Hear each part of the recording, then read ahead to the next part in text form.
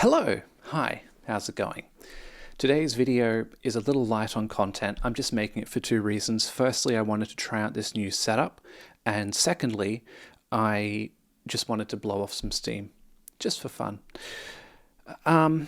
Question, why do I have this new setup? Well, you may remember the website Skillshare. A lot of people get Skillshare sponsorships, and I didn't, but I saw someone's Skillshare sponsorship and I jumped on the boat and signed up for the website.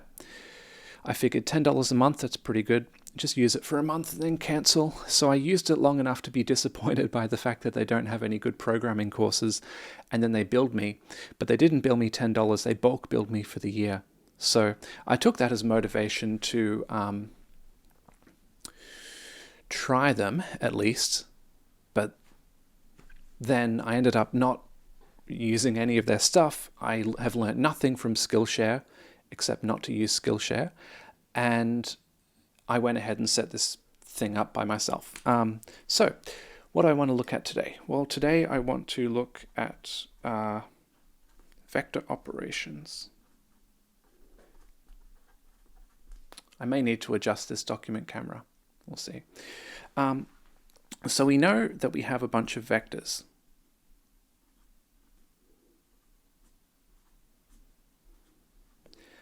What can we do with them? We can add them up, we can scale them, etc., etc.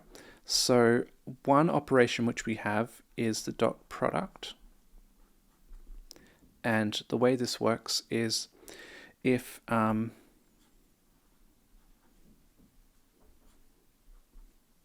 just give these some components, but it works the same way for two-dimensional and three-dimensional vectors. The way we take the dot product is we multiply element-wise. So first times first, second times second, and then add them together. So that's how we calculate the dot product, but it has a meaning.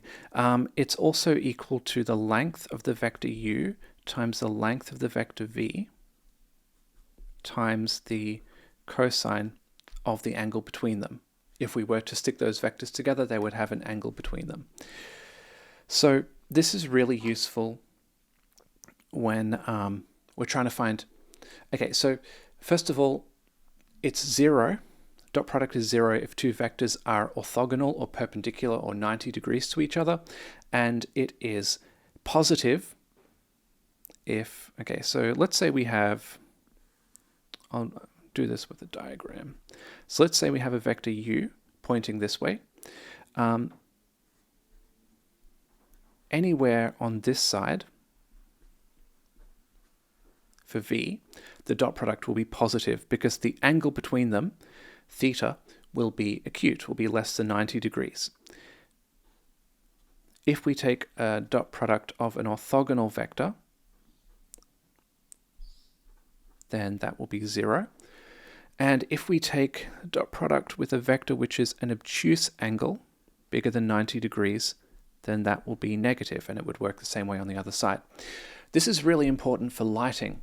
Okay, for lighting, we have a surface, and the surface has a normal vector which is perpendicular, the direction perpendicular to the surface, and then we have a light.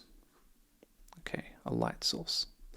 And light source comes from the light, hits the surface and bounces back, and we want to know how something like this, right? So it might go this way, and then maybe that light comes in and reflects like this. Okay, being a little dodgy here. So the light comes in and it reflects, and we want to know how parallel that reflection is with the surface. So this is done with the dot product. The other thing is if we have a light surface here, a light source here, it will not affect the surface. If we have a light source like behind, then that would be negative. And so I'm doing a really great job of explaining this. The issue is the document camera kind of obscures my view a little bit, which is why this writing is so bad. People say, hey, Andrew, you got to fix your text size on your OpenGL videos. It's too small. Now I'd be saying, hey, Andrew, you got to fix your writing size. Maybe I should have gone on Skillshare, learned how to write things. Okay, so for this reason, we take 0 and the dot product, and we just take whichever of those is greater. So if we take the dot product and we get a negative result, that's indicating this really bad situation. And the way we get around that is we say, well, negative is less than 0, return 0. In other words, a kind of no contribution of the light to the surface. But hopefully you can see this already in the OpenGL code that we've been doing. The next thing is we've got the dot product and we have the cross product. Oh, no, I'll do one more application. So let's say that we have a vector u and we have a vector v. We have something called the projection. So if I imagine dropping this perpendicularly onto u, this is why it's sometimes called the orthogonal projection. Then this is, so I think this is typically called the projection of v onto u, something like that. I like to think of it as v, the part of it which is parallel to u. And then I think of this bit here as v, the part of it which is perpendicular to u. And then we have the fact that, well, if you add the parallel part and the perpendicular part, that is a decomposition for the vector v. Think of it like taking your xy plane and just rotating it around so that the x-axis lines up with u, and then your y-axis is a rotation. So you're kind of expressing v in terms of another basis vector u. Okay, well, how do we do this? Well, the first thing we need to do is if we say, okay, this is the angle between them, this is the length of v. Well, this vector here is basically, because this is 90 degrees, this is the length of v times cosine of theta. And we can say, okay, well, if that's true, then we can also choose u, which is normal. So we have, v multiplied by the length of the normalized vector u times cosine theta. Oh, and there's another thing that I forgot. This is also in the direction of u. So if we multiply some number by the normalized u, then what that does is it takes u and it stretches it out. So like the normalized u vector is here, it's in the same direction but just smaller. This has a length of 1. We multiply it by this number v cos theta, that stretches it out to have the appropriate length for this base line here. I'm rambling a little bit. So we have this multiplied by u, fair enough. And then we say, well, hey, this is just a dot product. This is v dot with normalized u, and then using that to scale normalized u again. So if we remember that normalized u is just the original u vector divided by its length, then this formula here comes out, this might be a bit more useful. It is v dot u divide by u once, the length of u, and then divide by the length of u again for this normalization, because we're normalizing once and twice, so we divide by the length twice, and then we multiply in. So this u gets normalized, this u gets normalized. That's our result.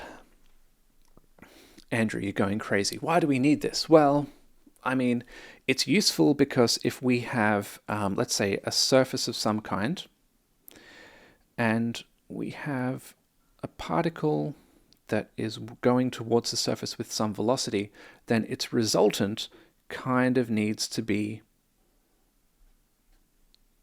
I'm doing a bad job of writing this, but imagine that this isn't a smooth surface, but it's a discrete surface because we're working in computer graphics. The result needs to be parallel to the surface. So let's say we've got a wall and we walk into the wall. As a matter of fact, I'll redraw this. Okay, so we've got a wall which goes along this way, and we are here and we want to walk into the wall. Well, we can't do that. Our resulting movement is this vector here, which is the wall parallel, the bit of our movement which is parallel with the wall. That's our sliding amount. So this is useful. Or not, I don't know. I'm blowing off steam today. We're having fun. So the other thing I wanted to do was look at the cross product.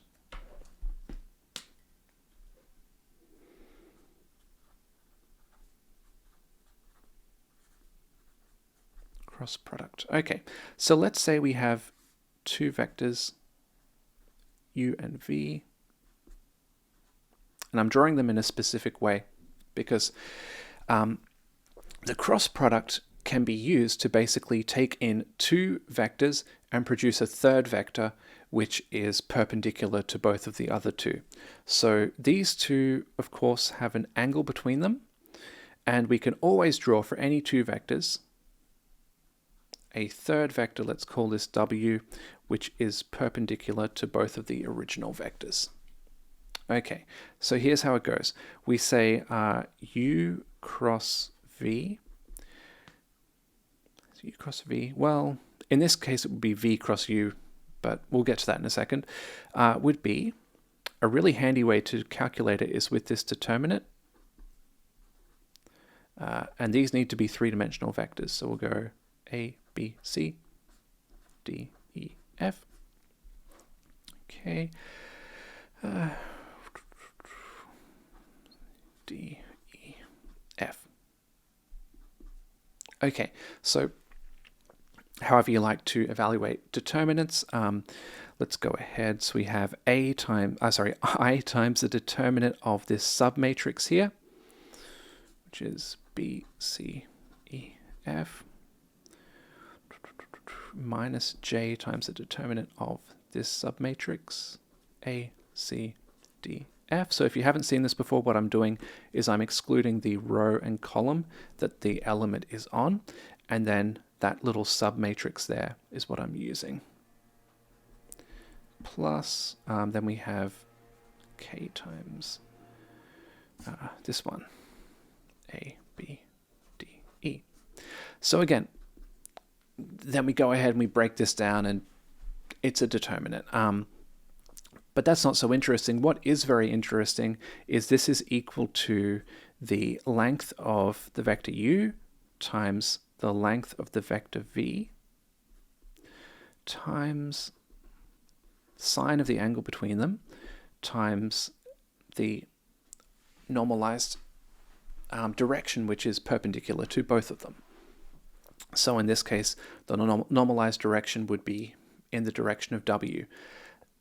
Not quite, because because we have the right angle rule. So if you imagine taking your fingers and so let's say we go, so this is u, this is v, u cross v. Well, imagine going from u to v, and then take your fingers of your right hand and curl them around that way, the direction your thumb points. So our fingers are going that way, our thumb points down. So the resultant vector would be downwards. But if we go v cross u,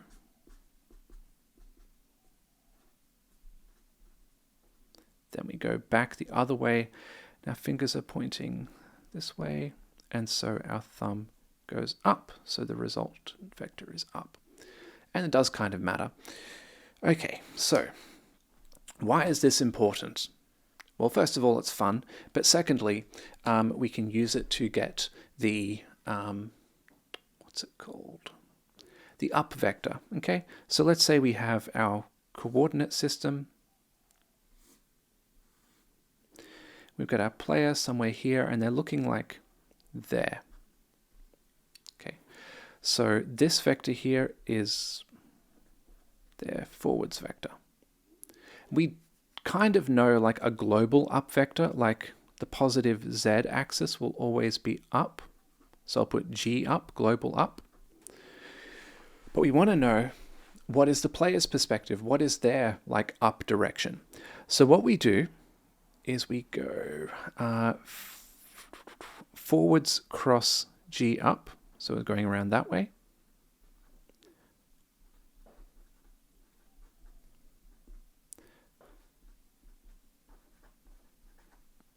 That gives the right vector. So if the player this way is forwards, this direction will be like to their right. And then we use these two to construct the up vector. So because of the cross product, the right vector is orthogonal to the forwards vector. Then we take these two, and this produces the player's actual up vector. And so to get that by the right-hand rule, we want to go right cross forwards. And that's the basic idea. So there we go. There are two vector operations. I guess projection kind of counts as one as well, and a bunch of applications. That's probably a good time to cap it.